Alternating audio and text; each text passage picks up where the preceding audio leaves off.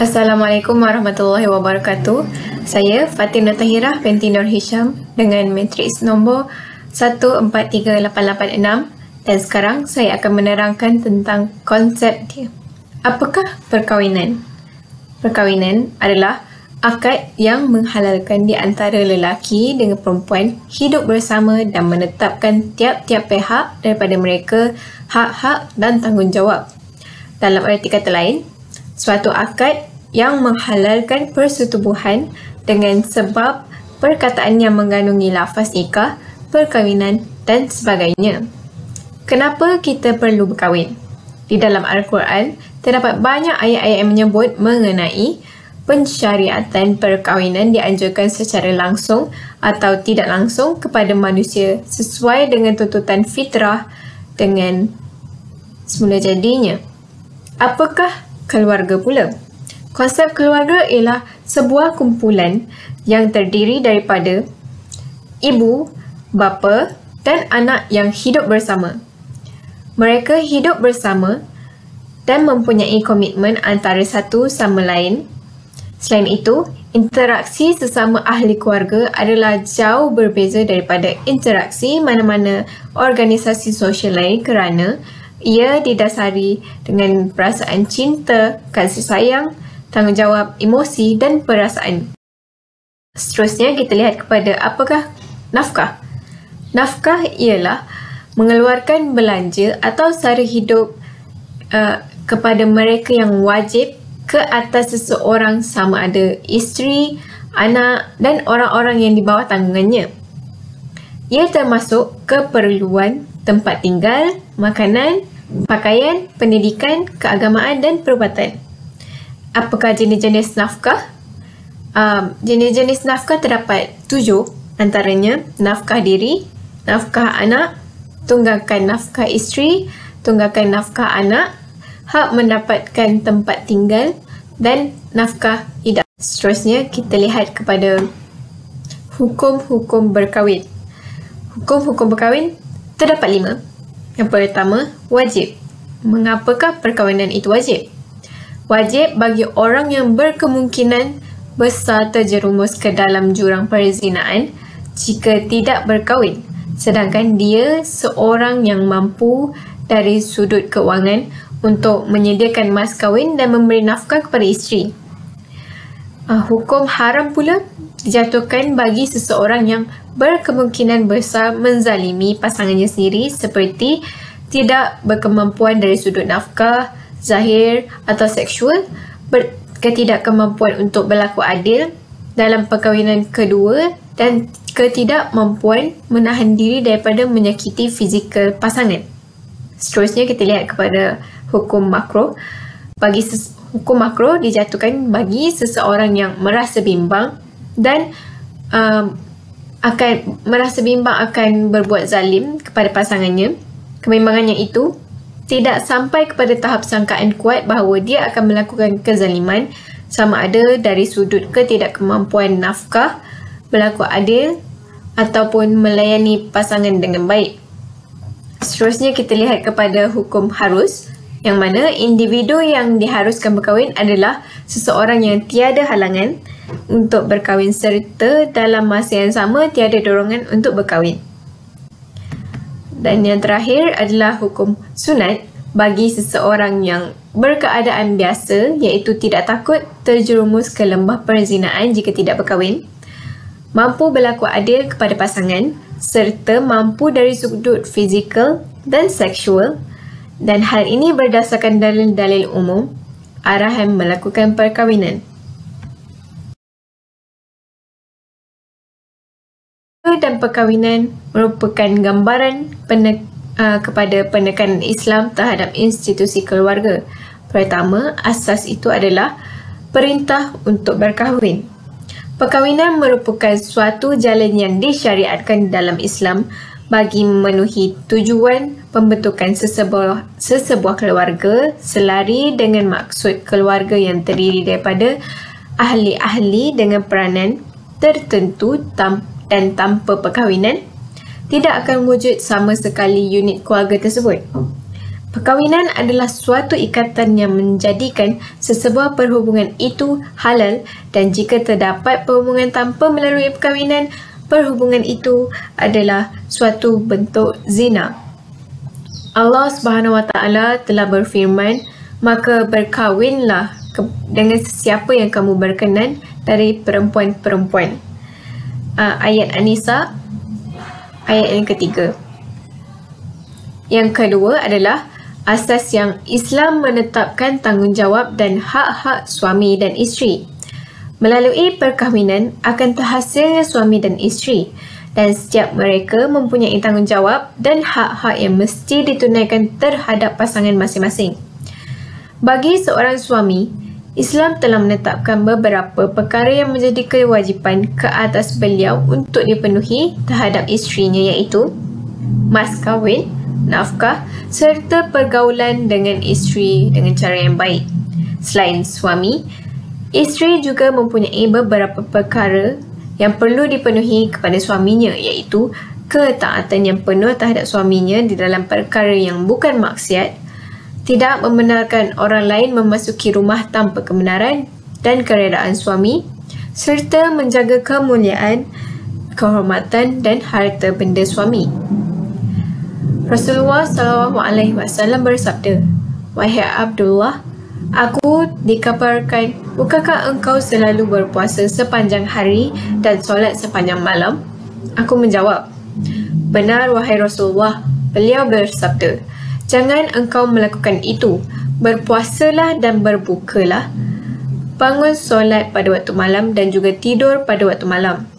Jasadmu mempunyai hak ke atasmu, matamu mempunyai hak ke atasmu, dan isterimu mempunyai hak ke atasmu." Hadis radhiyallahu Al-Bukhari. Dan asas yang ketiga, Islam mensyariatkan hak anak dan hak ibu bapa. Selain dari suami dan isteri, sesebuah keluarga akan berkembang dan peranan ahli di dalam struktur tersebut akan berubah, di mana wujudnya ibu, bapa dan anak-anak. Jadi, sudah tentu setiap individu mempunyai peranan dan tanggungjawab tertentu yang perlu dipenuhi ke atas individu lain di dalam keluarga. Antara tanggungjawab dan hak yang perlu dipenuhi oleh ibu bapa terhadap anak-anak adalah memberi nafkah serta pendidikan dan pengetahuan agama yang secukupnya kepada anak-anak. Anak-anak juga mempunyai tanggungjawab terhadap ibu bapa mereka, dan di antaranya adalah ketaatan terhadap kedua ibu bapa dalam perkara yang bukan maksiat, serta melakukan kebaikan kepada keduanya, dan juga memberi nafkah kepada ibu bapa sekiranya keduanya miskin, dan anak pula adalah orang yang senang. Seterusnya, Rasulullah SAW bersabda, apabila seseorang Muslim itu berbelanja untuk keluarganya bagi mendapat keredaan Allah, pahala tersebut dikira sebagai sedekah untuk dirinya sendiri. Hadis riwayat Al-Bukhari. Baik, saya akan meneruskan lagi perbincangan kumpulan kami mengenai hak isteri dalam isu pasangan tidak menunaikan tanggungjawab nafkah. Dan saya akan menyambung pada slide mengapa pentingnya perkahwinan menurut Islam. Yang pertama, ia dapat menyahut seruan fitrah manusia yang telah dikurniakan oleh Allah Subhanahu Wa Taala. Bagi menjaga keseimbangan ini, Allah Ta'ala telah mensyariatkan perkahwinan agar manusia dapat memenuhi keperluan fitrahnya tanpa melampaui batas atau terkurang. Perintah untuk berkahwin adalah satu tuntutan agama yang perlu dipatuhi kerana arahannya jelas di dalam Al-Quran. Maka, berkahwinlah dengan sesiapa yang kamu suka dari perempuan-perempuan 2, 3 atau 4. Surah An-Nisa. Yang kedua, ia dapat mewujudkan ketenangan jiwa dan ketenteraman rohani. Salah satu sebab utama manusia berkahwin adalah untuk mencari seseorang yang untuk menemani kehidupannya. Semasa kecil, manusia sentiasa mempunyai seseorang yang berada di sampingnya yang boleh dia menceritakan sesuatu, meluahkan sesuatu dan berkongsi sesuatu seperti ibu bapa, rakan sekolah dan rakan sepermainannya. Apabila meningkat dewasa, manusia berhijrah ke kehidupan baru yang lebih mencabar, kehadiran teman ini akan melahirkan ketenteraman jiwa, kasih sayang dan belas kasihan. Seterusnya, yang ketiga, mengapa pentingnya perkahwinan menurut Islam ialah melahirkan keturunan yang soleh dan remaja yang berakhlak untuk masyarakat Islam. Ia dapat menyelamatkan para remaja dari melakukan kegiatan maksiat atau apa-apa perkara yang telah dilarang oleh Islam, terutama perlakuan zina yang akan menghasilkan generasi masyarakat yang rosak akhlak dan perilaku. Seterusnya, menyebabkan kemusnahan sesebuah negara. Dan faktor yang keempat mengapa pentingnya perkahwinan menurut Islam adalah menjaga akhlak dari runtuh dan rosak. Perkahwinan dapat menjamin individu dari terjebak ke dalam kancah maksiat atau sebarang perbuatan yang keji. Dalam perkahwinan, segala keinginan manusia dapat disalurkan ke jalan yang betul, iaitu memenuhi kemahuan syahwat berdasarkan syariat yang telah ditetapkan di dalam Islam. Seterusnya, faktor yang kelima ialah menjaga kesempurnaan dan kesejahteraan keturunan manusia. Apabila manusia memeterai akad perkahwinan, suatu simpulan akan mengikat jiwa dan perasaan manusia. Kadangkala, hubungan suami isteri menjadi sukar, kewangan mungkin menjadi sempit, pasangan ditimpa sakit atau pasangannya disakiti oleh pihak lain, maka perasaan terhubung kepada sesuatu yang menjadi miliknya itu yang akan mempertahankan hubungan tersebut daripada terpecah.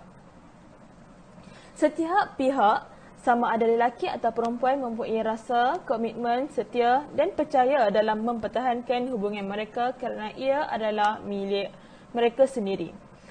Oleh itu, Rasulullah SAW pernah menasihati seorang pemuda agar berkahwin apabila keperluannya telah mencukupi kerana perasaan yang akan terhasil selepas perkahwinan akan menghalang manusia daripada berbuat sesuatu yang mencemarkan kesucian dirinya dan ahli keluarganya. Jenis-jenis hak atau nafkah isteri yang perlu diberikan.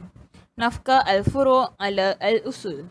Nafkah wajib diberikan oleh para bapa kepada anak-anaknya dan sekiranya bapa itu telah meninggal dunia, haruslah diteruskan oleh datuk.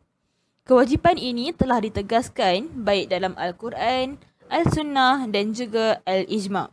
Dalil telah membuktikan bahawa wajib ke atas bapa untuk memberikan kepada mereka, iaitu anak-anak, rezeki dan pakaian dengan cara yang terbaik.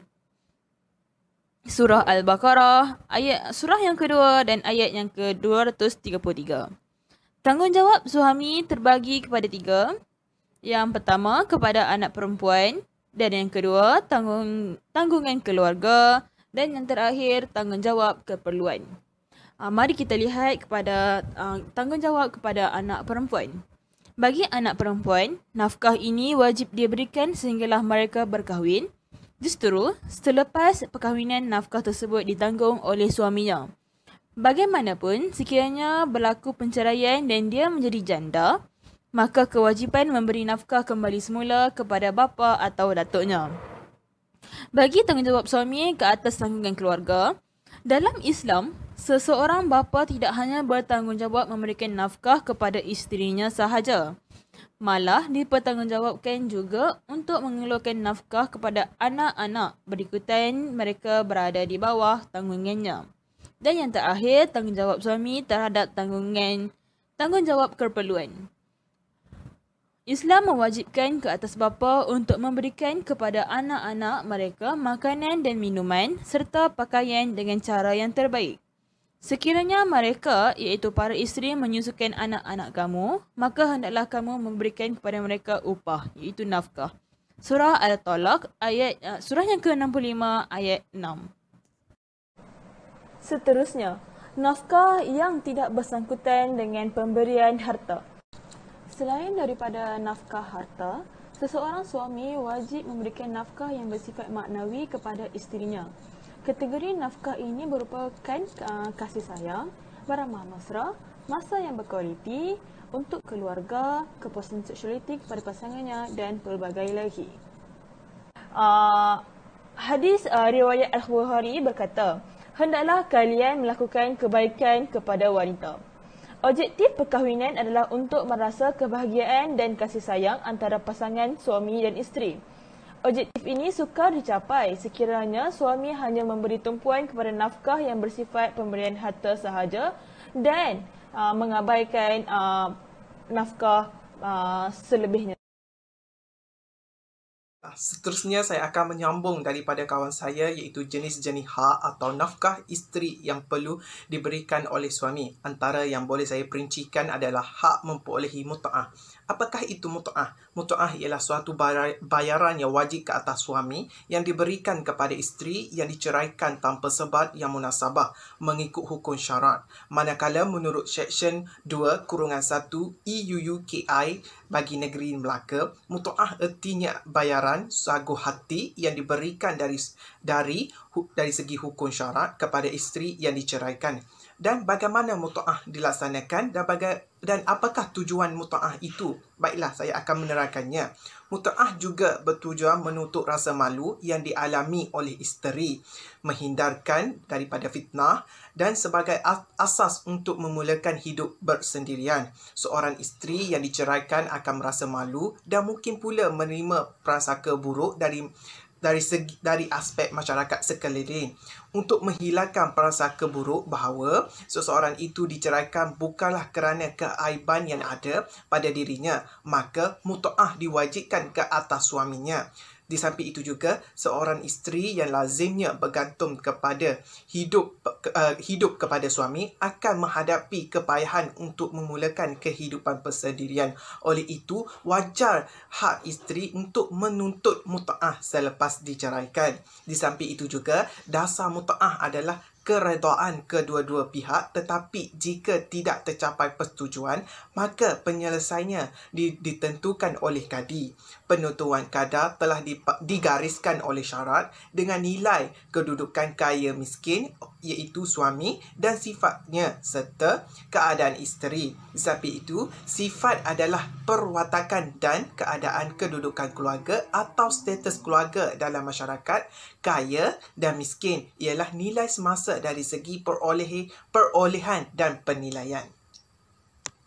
Selain itu, jenis-jenis hak nafkah isteri yang perlu diberikan oleh suami adalah antara yang saya boleh perincikan adalah hak memperoleh tunggakan nafkah. Apakah itu hak memperoleh tunggakan nafkah? Antara yang saya boleh jelaskan adalah tunggakan nafkah ialah nafkah yang tidak ditunaikan oleh suami kepada isterinya dalam tempoh perkahwinan dan menjadi hutang ke atas suaminya secara wajib serta wajib dibayarkan.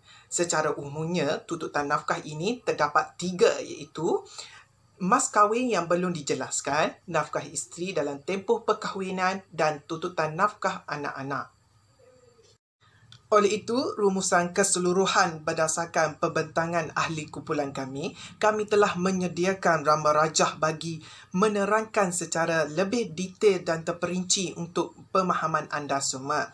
Oleh itu, nafkah suami kepada isteri yang boleh disediakan adalah seperti berikut, iaitu sumber makanan, sumber pakaian, tempat tinggal, sumber keuangan dan nafkah batin.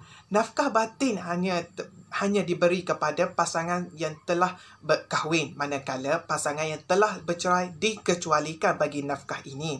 Oleh itu, berdasarkan gambar rajah di atas, ketua keluarga haruslah menyediakan kelengkapan berikut demi keharmonian rumah tangga terus berkekalan sepanjang hayat. Selain itu, sikap bertolak ansur dan hormat menghormati juga perlu diamalkan. Di samping itu, ilmu agama tentang ilmu agama kekeluargaan juga perlu diamalkan bagi membentuk keluarga yang diberkati oleh Allah Subhanahu Wa Taala. Baiklah, akhir sekali adalah mengenai kesimpulan yang kami dapat simpulkannya berdasarkan pembentangan kami. Oleh itu, kesimpulannya adalah tanggungjawab sebagai seorang suami tidaklah terhenti apabila ia melafazkan cerai terhadap isterinya. Islam telah meletakkan garis panduan dan aturan yang sempurna buat hambanya demi untuk menjaga kepentingan dan hak pihak-pihak yang terlibat. Justru itu, pendedahan terhadap suami isteri berkaitan hak dan dan tanggungjawab perlu diberikan dari semasa ke semasa oleh pihak yang berwajib kerana terdapat rentetan daripada individu yang mempunyai tahap kefahaman yang rendah berkaitan perkara ini. Oleh itu, kami telah memetik satu surah daripada surah Al-Mu'minun yang bawa maksud, dan orang-orang yang beriman itu adalah mereka yang menjaga kemaluan mereka, melainkan ke atas isteri-isteri mereka dan hamba-hamba mereka, maka sesungguhnya mereka tidak tercela. Oleh itu, sekian, terima kasih daripada kumpulan kami. Wabillahi taufiq wa hidayah. Wassalamualaikum warahmatullahi taala wabarakatuh. Sekian, terima kasih.